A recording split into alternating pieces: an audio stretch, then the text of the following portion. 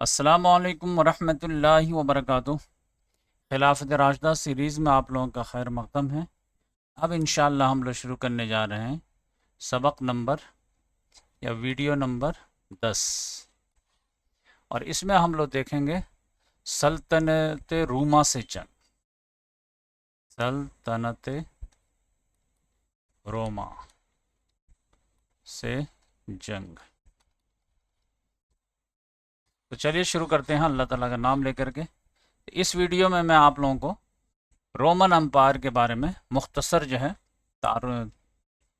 تعارف بتا دوں گا، تاریخ بتا دیتا ہوں، اور جو آخری بادشاہ تھا اس کا، یعنی جس سے جو ہے صحابہ کرام کا کنفرنٹ ہوا ہے، اس کے بارے میں بتاتا ہوں۔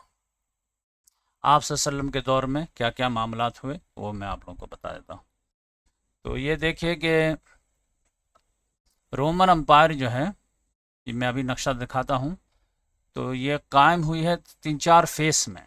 پہلے رومن کنگڈم قائم ہوئی ہے، رومن کنگڈم یعنی بادشاہت، یعنی ایک علاقے میں روم میں، تو وہ سمجھ جائیے کہ 753 میں قائم ہوئی ہے، اور 753 سے لے کر کے جو ہے وہ سمجھ جائیے کہ 509 تک معاملہ رہا ہے۔ تو یہ جو دور کہلاتا ہے یہ رومن کنگڈم کہلاتا ہے۔ تو ٹوٹل سمجھ جائیے کہ 244 سال۔ ایک بات یہ ہو گئی۔ اس کے بعد جو ہے رومن کنگڈم، یہ رومن کنگڈم سے لے کر کے رومن ریپبلک، پھر 509 میں رومن ریپبلک بن گیا ہے۔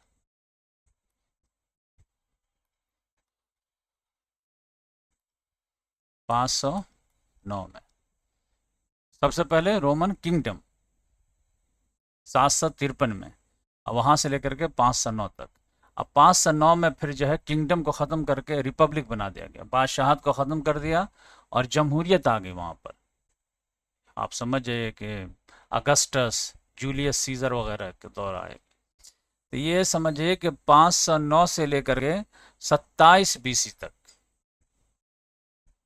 اور یہ سب جو ہے BC کی بات ہو رہی ہے۔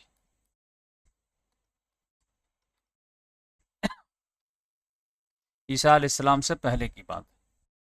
تو یہ 509 سے لے کر کے 27 BC تک سمجھ جائیے کہ 482 سال جو ہے یہ رومن امپائر جو ہے ریپبلک رہا ہے۔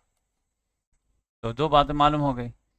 اب اس کے بعد جو ہے یہاں سے رومن امپائر شروع ہوتا ہے، رومن امپائر۔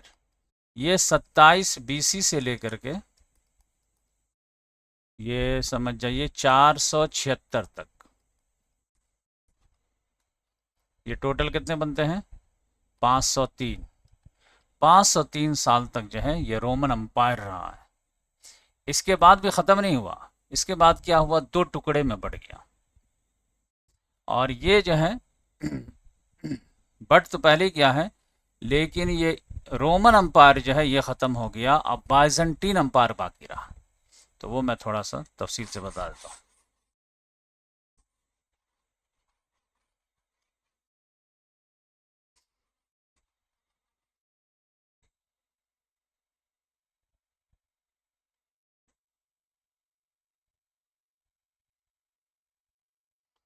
چلیے، تو رومن امپائر سمجھ جائیے کہ جو 2 حصوں میں بٹا ہے وہ 395 میں، 395 میں 2 حصہ ہو گیا۔ یعنی ایک بائزنٹین امپائر جو آج کل جو ہے بعد میں قسطنطنیہ کہلانے لگا اور ابھی استنبول کہلاتا ہے، تو ایک کا ہیڈ کوارٹر جو ہے روم تھا، اور ایک کا ہیڈ کوارٹر جو ہے ترکی کا استنبول ہو گیا۔ یہ 395 میں 2 حصوں میں ڈیوائیڈ ہو گیا۔ لیکن 476 میں آپ لوگوں کو بتایا کہ ایسٹرن رومن امپائر جو ہے وہ ختم ہو گیا، اور ویسٹرن رومن امپائر جو ہے وہ چلتا رہا۔ لیکن 395 AD میں اس کا جو ہے بٹوارا ہو گیا ہے، لیکن یہ اس کا پیک کا عروج کب تک تھا؟ یعنی سب سے زیادہ رومن امپائر کا جو سنہرا دور، جو بہت زیادہ وسعت، یعنی افریقہ میں بھی، ایشیا میں بھی، پورے یورپ میں بھی، تو یہ سمجھے کہ اس کا جو ہے گولڈن ایج جو ہے وہ 117 AD ہے۔ اس میں یہ لوگ پیک پر تھے، اور اس کے بعد جو ہے 395 میں بٹ گیا، اور 476 میں ایسٹرن یورپین امپائر ختم ہو گیا، کولیپس کر گیا، اب ویسٹرن رومن امپائر چالو رہا۔ اب ویسٹرن رومن امپائر کب ختم ہوا ہے؟ 1452 میں، 1453 ہے یہ شاید، 53 میں، جب محمد الفاتح نے جو ہے فتح کیا، تو سمجھیے کہ یہ ختم ہو گیا۔ تو یہ 476 میں جو ہے ایسٹرن رومن امپائر، اور ویسٹرن رومن امپائر 1453 میں کولیپس کر گیا۔ اب یہ ہے کہ آپ صلی اللہ علیہ وسلم کے ٹائم میں کیا تھا کہ ہرقل تھا،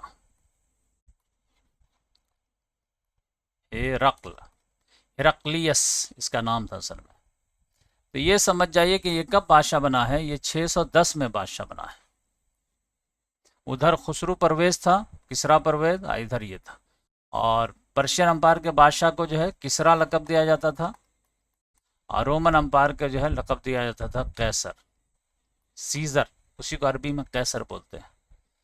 تو 610 میں ہرقل بنا تھا، تو 610 میں ان لوگوں کی بہت حالت خراب تھی، رومن امپائر والے کی۔ کسرا جو ہے چڑھ دوڑا آ رہا تھا ایک دم، اور یہ 610 جو ہے آپ صلی اللہ علیہ وسلم کے نبوت کے جو ہے آغاز ہوا یہاں پہ۔ تو یہ سمجھ جائیے کہ 12-13 سال تک جو ہے ہرقل بہت مصیبت میں تھا۔ اب میں تھوڑا نقشہ بتاتا ہوں تھوڑا سا، تو آپ کو پتہ چلے گا۔ چلیے نقشہ میں آ جاتے ہیں ہم لوگ۔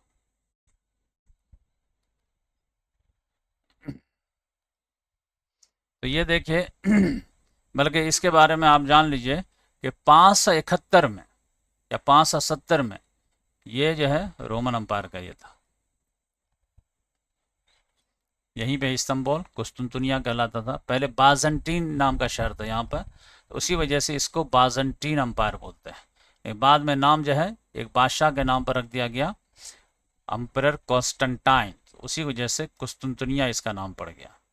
تو آپ دیکھیں گے کہ آپ صلی اللہ علیہ وسلم 570 یا 71 میں پیدا ہوئے ہیں، تو اسی سال جو ہے ان لوگوں نے کیا کیا تھا کہ یہاں پر حبشہ کے ذریعے سے یمن کے جو ہے ابرہا لشکر کو جو ہے آرڈر دیا تھا کہ ان مکے میں جو ہے خانہ کعبہ کو اٹھا دو، کیونکہ اس کو مذہبی لحاظ سے جو فوقیت حاصل تھی۔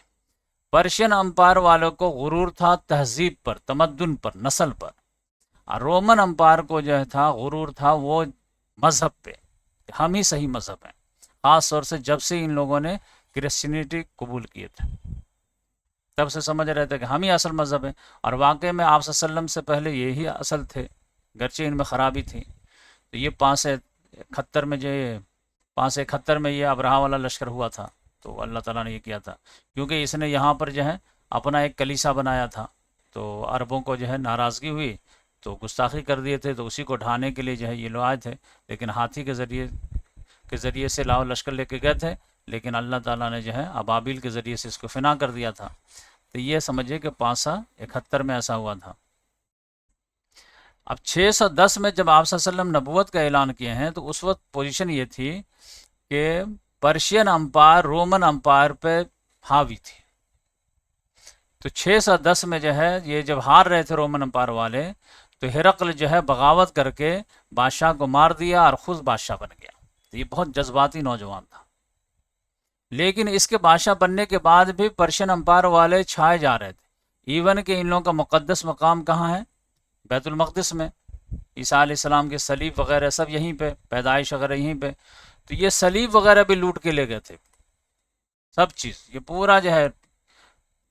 تو یہ سمجھ جائیے کہ یہ نقشہ ایسا تھا کہ قرآن کو کہنا پڑا کہ الف لام میم غلبت الروم فی ادنی الارض، کہ رومی مغلوب ہو گئے قریب کے سرزمین پر، لیکن وہم من بعد غلبہم سیغلبون۔ تو پھر سمجھ جائیے کہ 622 آتے آتے جب آپ صلی اللہ علیہ وسلم ہجرت کیے ہیں، تو پرشین امپائر کی فوج جو ہے قسطنطنیہ کے پاس پہنچی ہوئی تھی کہ ہم قسطنطنیہ کو فتح کریں گے۔ قرآن کا جو ہے چیلنج آ گیا تھا کہ رومی جو ان قریب مغلوبیت کے بعد دوبارہ غالب آئیں گے۔ اب مکے والے سے چڑا رہے تھے کہ کہاں ہیں وہ جو پیشن گوئی کیے تھے۔ تو یہ سمجھے کہ یہ تو پورا فتح ہو ہی گیا تھا، اب یہ لوگ جو ہے کیپٹل کو فتح کرنے کے بارے میں خسرو پرویز جو ہے یہاں پہ فوج لے کے پڑا ہوا تھا، یہ پورا مصر وغیرہ سب فتح کر لیا تھا اس نے، لیکن ہرقل نے جو ہے کیا کیا، 625 میں یا 624 میں سمجھ جائیے، ادھر جنگ بدر کے لیے آپ صلی اللہ علیہ وسلم بدر کے لیے نکلے ہیں، اور اس نے یہ کیا کیا کہ اس کو اب ڈیفینڈ کرنا تو مشکل لگ رہا ہے، تو اس نے بلیک سی ہوتے ہوئے اوپر جو کوکیسس پار کرتے ہوئے آرمینیا آذربائیجان ہوتے ہوئے ادھر کیپٹل پہ حملہ کر دیا، سرپرائز اٹیک۔ خسرو پرویز ادھر ہے، پوری فوج ادھر ہے، اس نے یہاں پہ اٹیک کر دیا اور مدائن کی اینٹ سے اینٹ بجا دیا اس نے۔ تو پھر جا کر کے یہ لوگ صلح کیے، اور جو ہے یہ جو سلیب وغیرہ لے لیے تھے، لوٹ کے لے آئے تھے، وہ سب کو واپس کیے، اور پھر جو ہے صلح ہوئی ہے۔ تو یہ سمجھے کہ 622 میں جنگ بدر میں جو ہے صحابہ کرام خوشی منا رہے تھے پہلی جیت کا، اور ادھر جو ہے ہرقل جو ہے وہ رومن امپائر والے خوشی منا رہے تھے۔ اور سمجھ جائیے کہ 4 سال کے بعد جو صلح حدیبیہ ہوئی ہے مکے والوں سے، اور اسی سال جو ہے رومن امپائر اور پرشین امپائر میں صلح ہوئی ہے یہاں پہ، اور اسی سال جو ہے سمجھے کہ 630 میں سمجھ جائیے، یا اپنے حساب سے ملا سکتے آپ، یعنی 6 ہجری میں صلح حدیبیہ ہوئی ہے، اور 6 ہجری کے آس پاس جو ہے رومن امپائر اور پرشین امپائر میں صلح صفائی ہو گئی۔ تو اسی صلح صفائی میں یہ ہوا کہ چلو تم ہمارے جو ہے ہمارے سلیب دے دو واپس، تو کہا ٹھیک ہے سلیب واپس لے جاؤ۔ تو سلیب کو جو ہے دوبارہ نصب کرنے کے لیے یروشلم میں ہرقل جو ہے قسطنطنیہ سے آیا ہوا تھا یہاں پہ۔ تو اس کا جو کیپٹل تھا یعنی ایشیا کا، وہ ہمس شہر تھا، ابھی ہسٹری میں بار بار آئے گی تو آپ یاد رکھیں۔ لیکن اس کا بادشاہ کا جو اپنا ٹھہرنے کا علاقہ تھا وہ شہر تھا انطاکیہ،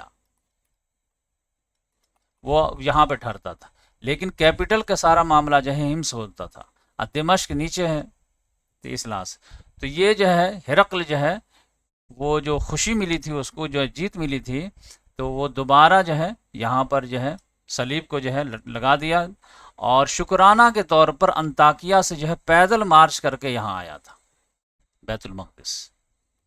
اسی میں معاملہ کیا ہوا ہے کہ آپ صلی اللہ علیہ وسلم لیٹر لکھ کر کے بھیجے ہیں بادشاہوں کو، خاص طور سے 4 بادشاہوں کو جو ہے لیٹر لکھے، تو ایک تو خسرو پرویز کو لکھے، تو اس نے تو خط ہی پھاڑ دیا، تو آپ صلی اللہ علیہ وسلم نے فرمایا کہ اس نے خط نہیں پھاڑا ہے بلکہ سلطنت کے ٹکڑے کر دیے ہیں۔ خط پھاڑنے کے بعد جو ہے یمن کا جو اس کا گورنر تھا اس کو کہا کہ پکڑ کے لے کر کے آؤ کہ کسی نے یہ گستاخی کیا ہے کہ ہم کو لیٹر لکھا ہے، ہم سے پہلے نام اپنا نام لکھا ہے، تو اس کے بارے میں بتا چکا ہوں۔ ہرقل کے طرف جو ہے دوسرا خط کیا ہے، وہ کون لے کے گئے تھے؟ حضرت دحیہ کلبی رضی اللہ عنہ۔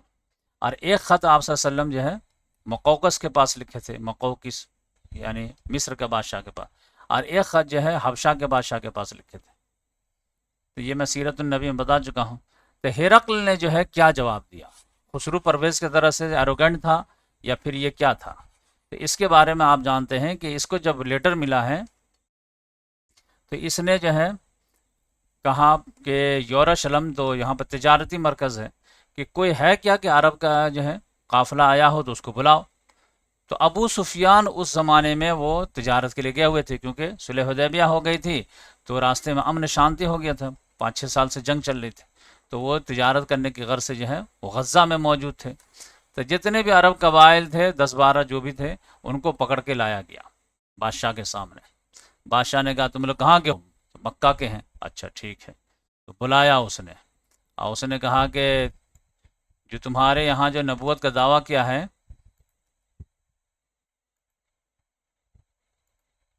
جو نبوت کا دعویٰ کیا ہے اس کا قریبی کون ہے؟ تو ابو سفیان نے کہا کہ میں ہوں۔ تو کہا کہ تم آگے آ جاؤ، سردار بھی تھے وہ، تو وہ آگے بلائے، اور بقیہ جو قافلے کے لوگ تھے سب کو بولے کہ تم لوگ پیچھے کھڑے ہو جاؤ۔ کیوں؟ تو کہے کہ میں اس سے کچھ سوال کروں گا، اگر یہ سچ بولے تو تم لوگ جو خاموش رہنا، ٹھیک ہے اوکے، اور اگر جھوٹ بولے تو اشارہ کر دینا مجھے۔ تو سردار والی بات تھی، اس نے کہا ٹھیک ہے۔ تو اس طرح پھر ترجمان کے ذریعے سے اس نے بات کرنا شروع کیا. تو ابو سفیان رضی اللہ تعالیٰ عنہ سے پوچھا اس نے کہ وہ سمجھے کہ وہ جو نبی ہیں ان کا خاندان کیسا ہے. تو پوری اسٹوری آپ لوگ کو معلوم ہے کہ خاندان کیسا ہے، وہ کبھی جھوٹ بولے یا نہیں بولے، یا اس کے ماننے والے بڑھ رہے ہیں یا گھٹ رہے ہیں، اس کے ماننے والے غریب ہیں یا امیر ہیں. یہ ساری باتیں سیرت النبی میں آپ جانتے ہیں. تو یہ جو ہے یہی ہرقل تھا. تو اس کو پورا یقین ہو گیا تھا کہ جو سوال کیا تھا وہ ساری جو ہے علامتیں جو تھی وہ انجیل میں لکھی ہوئی تھی.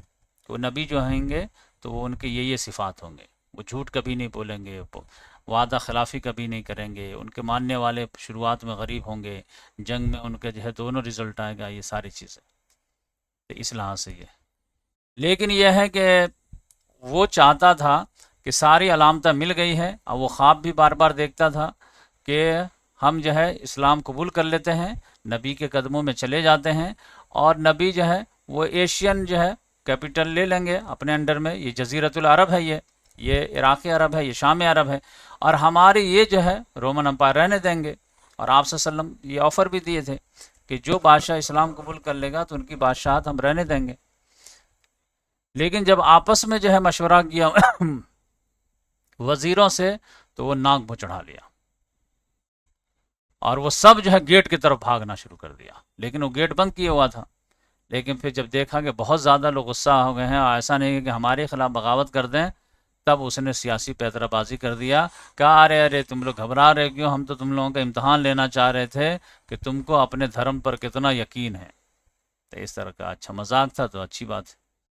تو اس طرح لیکن معاملہ جو ہے ان کے زمانے میں ہی جو ہے آپ صحابہ کرام کے جو ہے لڑائی کی نوبت آ گئی. وہ نوبت کیا آئی یہ آپ دیکھ لیجئے کہ آپ صلی اللہ علیہ وسلم تو ہرقل جو خط لکھے دہیا کلبی رضی اللہ تعالیٰ عنہ کے ذریعے سے، وہ تو اچھا رسپیکٹ دیا اور کوشش کیا کہ میں قبول کر لوں، لیکن اس کے مشیروں نے جو ہے وہ ہونے نہیں دیا. لیکن یہاں پر جو ہے بادشاہ تھا ایک جو بسرا شہر تھا، اس کے پاس بھی جو ہے ایک سفیر بھیجے لیٹر لکھ کر کے. اب یہ بسرا کا جو تھا شرحبیل بن عمر غسانی، یہ سمجھے کہ عرب بادشاہ تھا لیکن اسی کے انڈر میں کام کرتا تھا. اس کے پاس جو ہے ایک سفیر کو بھیجے جن کا نام تھا حارث بن عمیر ازدی رضی اللہ تعالیٰ. اس نے جو ہے شاہ سے زیادہ شاہ کے جو وفادار جو ہے یہ رہتے ہیں، اس نے قتل کر دیا ان کو. تو اب سفیر کا قتل تو اعلان جنگ ہے. تو اس کا بدلہ لینے کے لیے آپ صلی اللہ علیہ وسلم جو ہے وہ سمجھ جائیے کہ 3000 صحابہ کرام کو بھیجے. تو یہاں پر جو ہے وہ جنگ موتا ہو گئی، کیونکہ ہرقل جو ہے یا تو اس کو سبق سکھاتا مارتا قصاص کے بدلے میں، لیکن قصاص میں کیا مارتا، وہ جو ہے اس کا ساتھ لے کر کے فوج بھیج دیا اس کے پاس. اب یہاں پہ 2 لاکھ فوج ہے، یہاں پہ 3000 فوج. تو اس میں آپ جانتے ہیں کہ جنگ موتا میں جو صحابہ کرام کا کارنامہ ہوا ہے، خالد بن ولید رضی اللہ تعالیٰ عنہ کی 9 تلواریں ٹوٹ گئی اس میں، اور اسی میں ان کو لقب ملا خالد سیف من سیوف اللہ. اب یہ بدلہ تو پورا نہیں ہو پایا تھا جنگ موتا میں، تو اسی کا بدلہ لینے کے لیے آپ صلی اللہ علیہ وسلم تبوک تک گئے تھے، سمجھے کہ 9 ہجری میں یعنی 631 میں. لیکن یہ ہے کہ تبوک تک جو ہے، یہ تبوک جو ہے یہ سمجھے کہ رومن امپائر اور اسلامی جو ہے سلطنت کے جو ہے کیپٹل تھا. تو یہاں تک آپ صلی اللہ علیہ وسلم 20 روز تک رہے. لیکن ہرقل جو ہے اسی ایریا میں تھا، لیکن ہمت نہیں کیا آنے کی، کیونکہ جانتا تھا کہ یہ برحق نبی ہیں، ان سے جو ٹکرائے گا چور چور ہو جائے گا. تو آپ صلی اللہ علیہ وسلم آ گئے تھے اور یہاں پہ مصالحت وغیرہ کی جتنے بھی قبیلے وغیرہ تھے. اور اس کے بعد بھی آپ صلی اللہ علیہ وسلم جب مرض الوفات میں تھے تو ایک لشکر بھیجے تھے اسامہ بن زید رضی اللہ تعالیٰ عنہ کی قیادت میں کہ جاؤ اس علاقے میں دھاک بیٹھا کے رکھو، یہ لوگ آگے نہ آنے پائے. تو یہ سمجھ جائیے کہ یہ آپ صلی اللہ علیہ وسلم کے دور میں معاملہ تھا. اب اس کے بعد جو ہے معاملہ کیا ہوا، جب حضرت ابو بکر صدیق رضی اللہ تعالیٰ عنہ کا دور شروع ہوا ہے، تو اس علاقے میں شروعات میں تو اسامہ بن زید رضی اللہ تعالیٰ عنہ بھیجے، وہ 40 دن میں پورا دھاک بیٹھا کر کے آ گئے. لیکن حدود شام کے لیے جو بھیجے تھے وہ خالد بن سعید رضی اللہ تعالیٰ عنہ کو بھیجے. یہ تھوڑا سا جوشیلے تھے، ان کو بولے تھے کہ بس یہاں پہ پٹرولنگ کرتے رہیے گا جب تک ادھر معاملہ نپٹتا ہے. لیکن یہ جب جنگ جیتنے کی خوشی ملتی تھی، خبر ملتی تھی، تو یہ بھی جو ہے جوش میں آ گئے یہ یہاں پر جو آگے بڑھ کر کے ٹکرا گئے تو وہ جو ہے تھوڑا سا شکست ہوئی. تو شکست ہوئی تو کافی بڑا جھٹکا لگا. تو پھر یہ لوگ مدینہ خبر بھیجے. تو یہ جو شکست ہوئی ہے خالد بن ولید سعید رضی اللہ تعالیٰ عنہ کو، تو سمجھے کہ جنگ کا تو آغاز ہو گیا ایک لحاظ سے. تو اسی کا پھر بدلہ لینے کے لیے 4 جو ہے وہ سمجھے فوج روانہ کی ہیں ابو بکر صدیق رضی اللہ تعالیٰ عنہ رومن امپائر سے ٹکراؤ کرنے کے لیے. سب سے اوپر بھیجے ابو عبیدہ بن جراح رضی اللہ تعالیٰ. پھر جو ہے بھیجے ابو سفیان کے بیٹے تھے، ان کا نام کیا تھا؟ یزید بن ابی سفیان.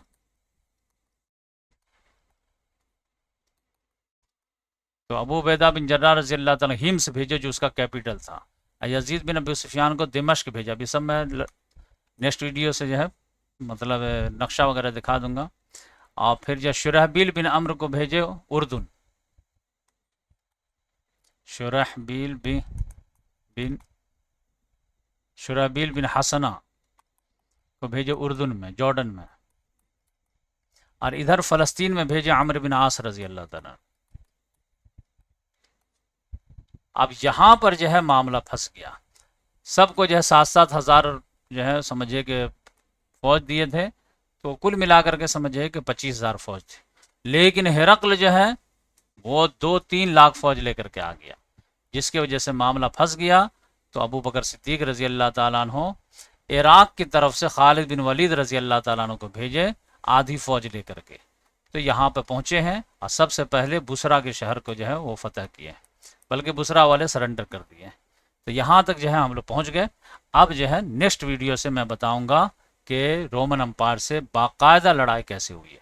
تو پہلی جنگ جو ہوئی ہے وہ جنگ اجنادین، یعنی خالد بن ولید رضی اللہ تعالیٰ واپس آنے کے بعد، یعنی عراق سے شام آنے کے بعد وہ کس طرح جنگ کیے ہیں. اور پھر جو جنگ اجنادین، جنگ دمشق، جنگ فہل، یرموک اول، یرموک دوم، پھر ہمس کی فتح، یہ ساری چیزیں ایک ساتھ ہم لوگ دیکھیں گے. ٹھیک ہے، جزاک اللہ.